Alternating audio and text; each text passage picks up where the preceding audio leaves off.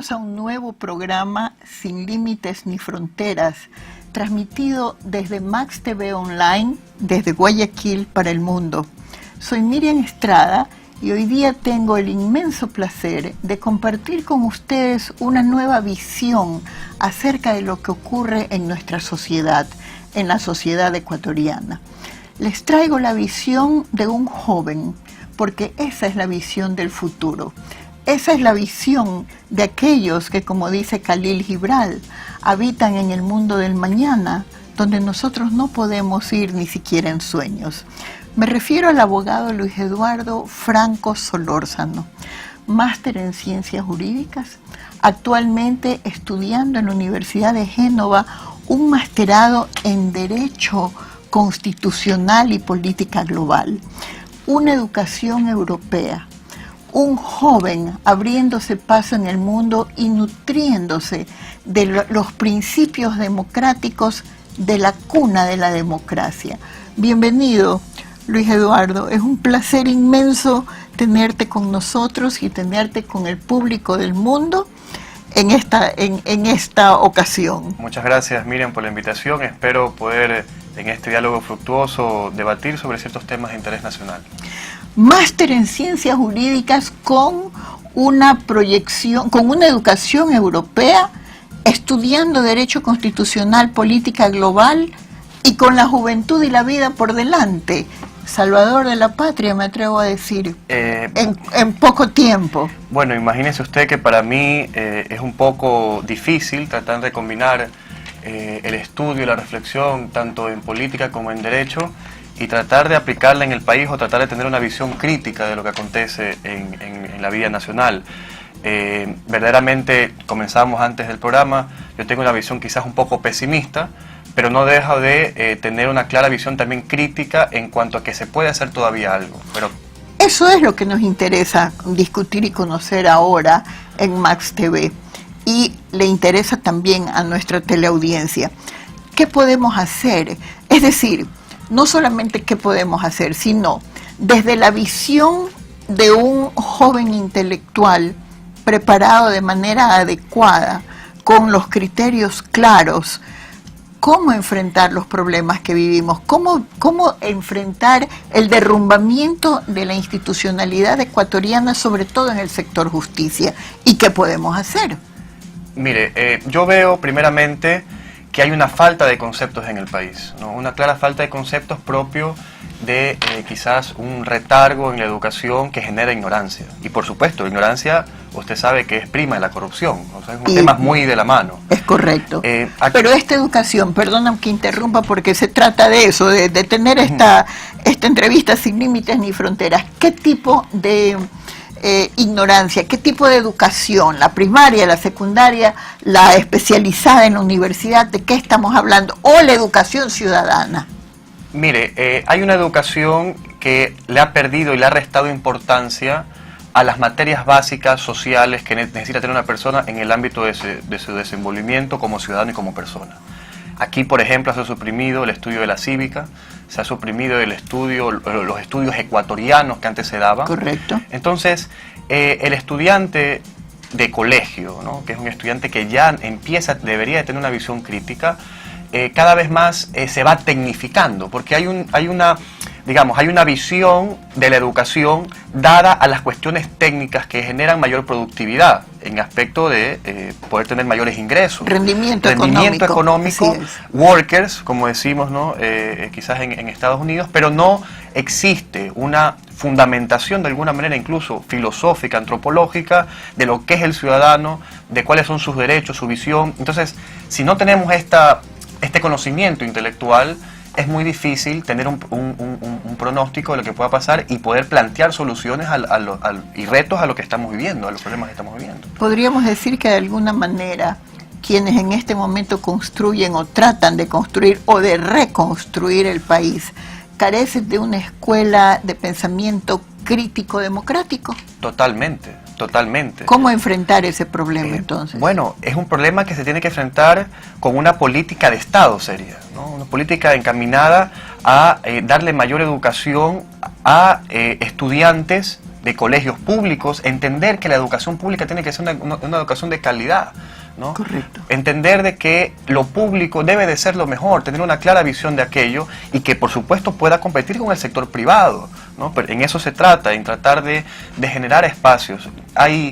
Actualmente estas cosas no están siendo debatidas porque el país está entrando en un trance de un proceso de desinstitucionalización que trae consigo que estos temas fundamentales, que son temas de políticas a largo plazo que pueden cambiar una sociedad, ni siquiera se tomen y ni siquiera se inicien. O sea, eso es lo lamentable. Eso en realidad es uno de los grandes problemas, pero me interesa muchísimo ir sobre esta afirmación, la falta de institucionalidad, de institucionalización del país. ¿De qué manera este derrumbe de la institucionalidad nos golpea, sobre todo en lo que se refiere al Estado de Derecho y al manejo de la justicia ecuatoriana como tal?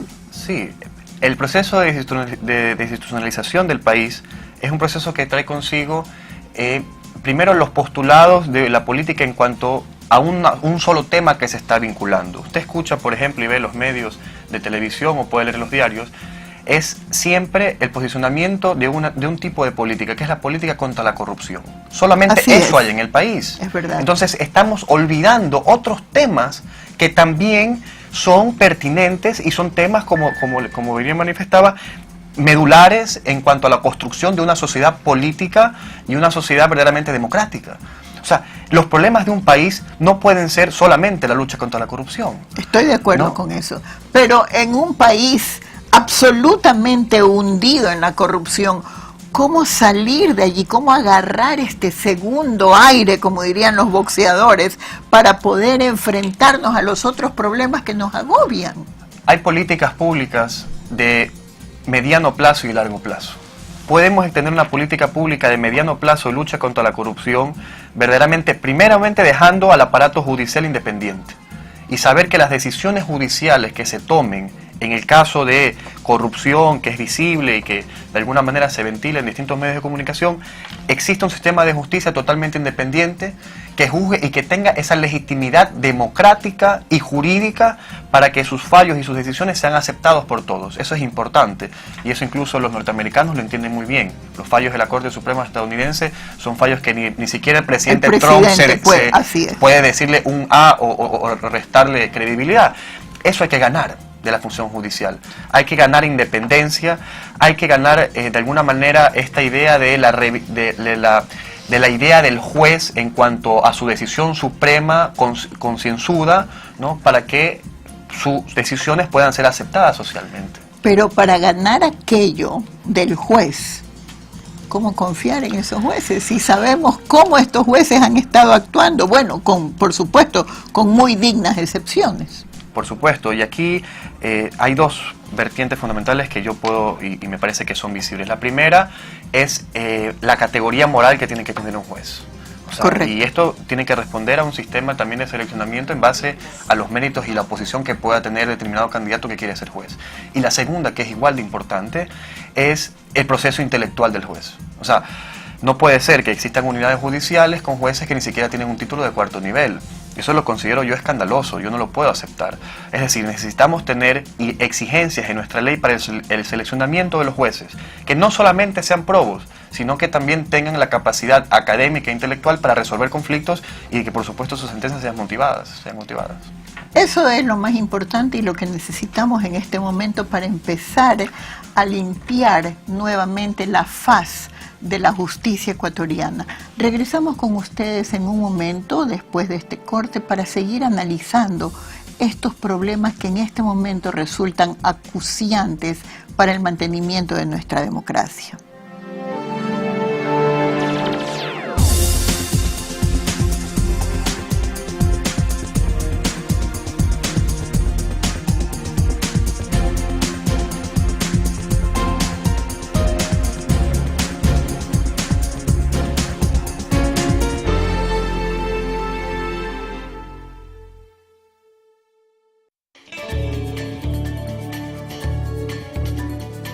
¿Sabes qué agua consumes? Obviamente la de mejor calidad y que cuenta con certificación INEN.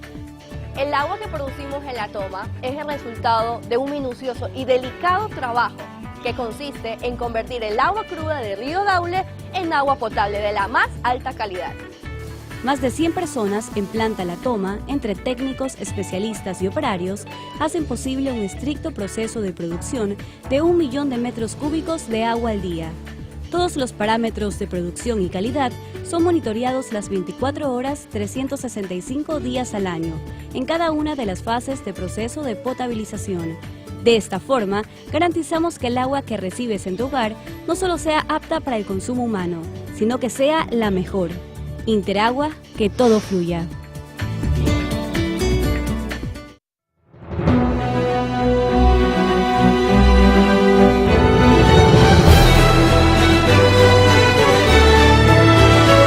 En el mundo hay muchos conflictos, temas que merecen ser abordados por personas expertas en resolverlos.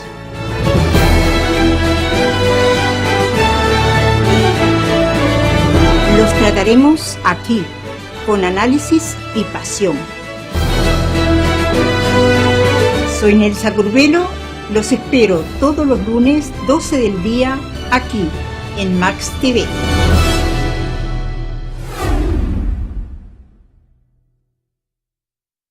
Guayaquil fue la sede del 36º Congreso Interamericano de Ingeniería Sanitaria, organizado por la AIDIS. En el evento regional, el ingeniero José Luis Santos, gerente de EMAPAC, hizo una sinopsis del proceso de regularización y control del agua para Guayaquil y destacó los propósitos fundamentales del mismo. Lograr el acceso universal y equitativo de agua potable y alcantarillado a un precio asequible. Lograr el tratamiento de aguas residuales cumpliendo con la calidad del efluente en la norma ambiental vigente y aumentando el reciclado y la reutilización sin riesgo. Proteger la fuente de abastecimiento, y esto vamos a dedicarle algo muy importante durante la presentación, preservando la calidad de agua y reduciendo la contaminación.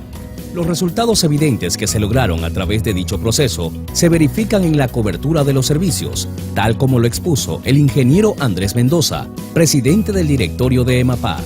Hoy tenemos una cobertura que llega al 95% de la ciudad, avalizado por ADERASA, de la Asociación de Entes Reguladores de las Américas, el Banco Mundial, la CEPAL, el PIB, la CAF, etc.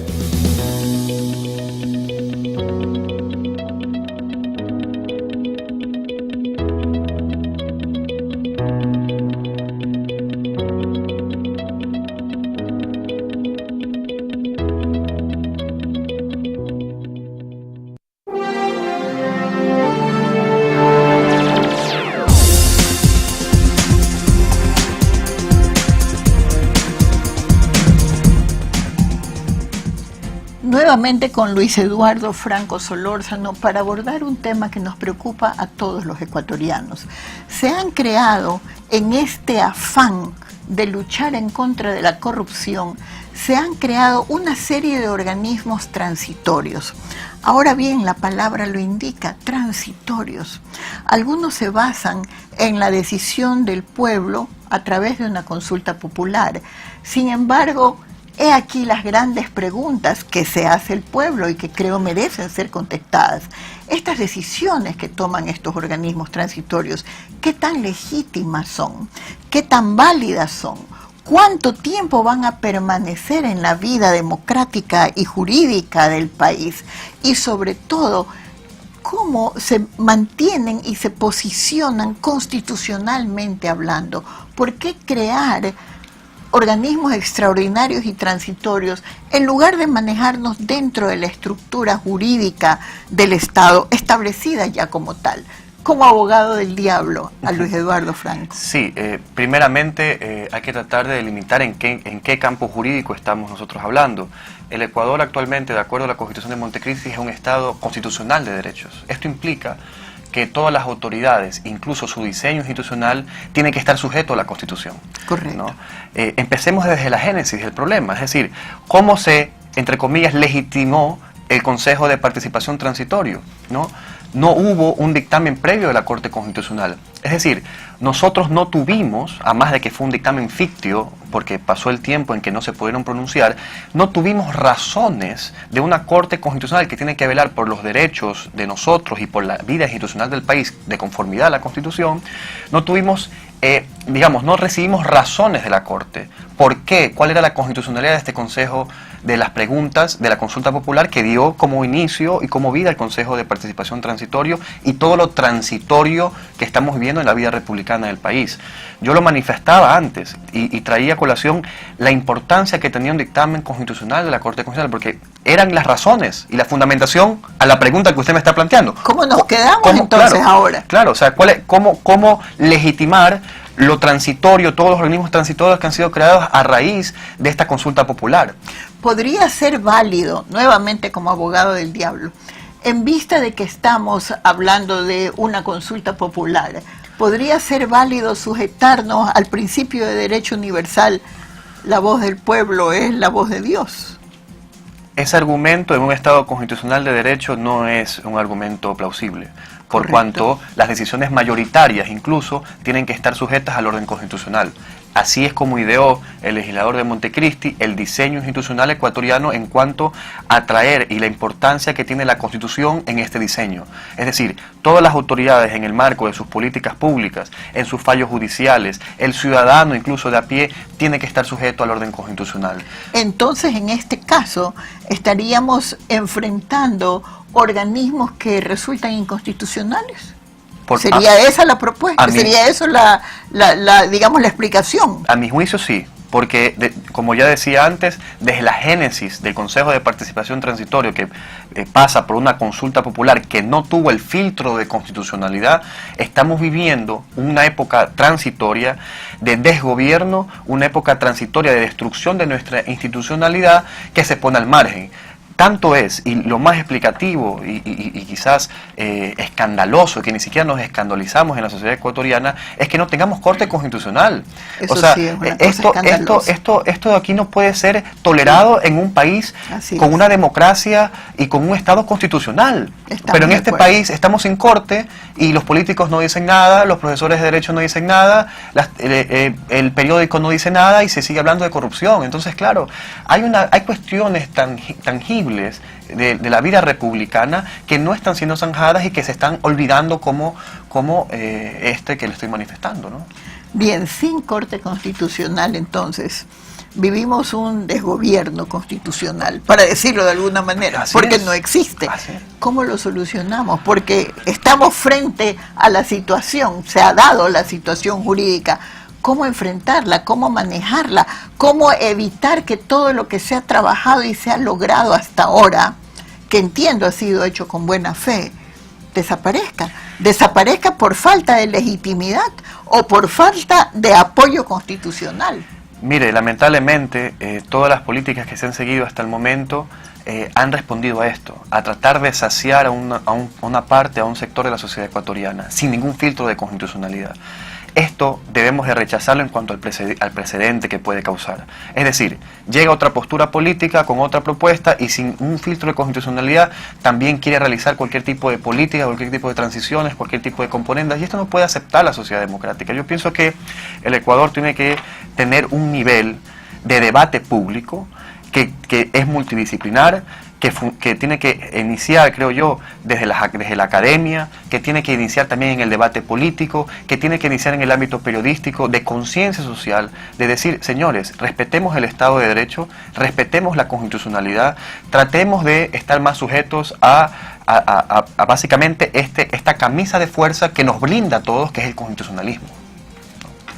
Es la opinión de un joven formado en Europa, como decía yo, en la cuna de las instituciones democráticas, sin ataduras políticas, pero con una visión absolutamente clara de nuestro presente y sobre todo con una proyección importante hacia el futuro.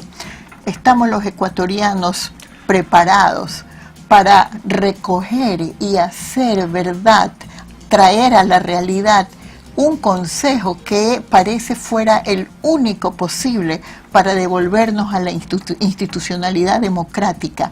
Sometámonos a la camisa de fuerza que la Constitución del Estado, la Carta Magna del Estado nos impone. ¿Podemos hacer esto? Me atrevo a decir que es el único camino. Si no lo hacemos, en realidad nos esperan tiempos tremendamente duros y difíciles en Ecuador. Luis Eduardo, mil gracias por compartir con nosotros estos momentos, sobre todo tu conocimiento y sobre todo esa fuerza de esas opiniones puras, académicas, directas, libres de ataduras, solamente mirando hacia el futuro, a la casa del mañana al que perteneces. Y cuánto me honro tenerte aquí como mi invitado. Muchas gracias. Miren, para mí es un placer estar aquí y tratar de dar mi opinión, nada más. Mi humilde Correcto. opinión. Necesitamos debatir, señores. Necesitamos debatir Ecuador. Es la única manera y un llamado urgente a la academia y a todos los sectores para que nos unamos a eso, a debatir para poder reconstruir el Ecuador del mañana. Nos veremos pronto en el próximo programa de Sin Límites ni Fronteras.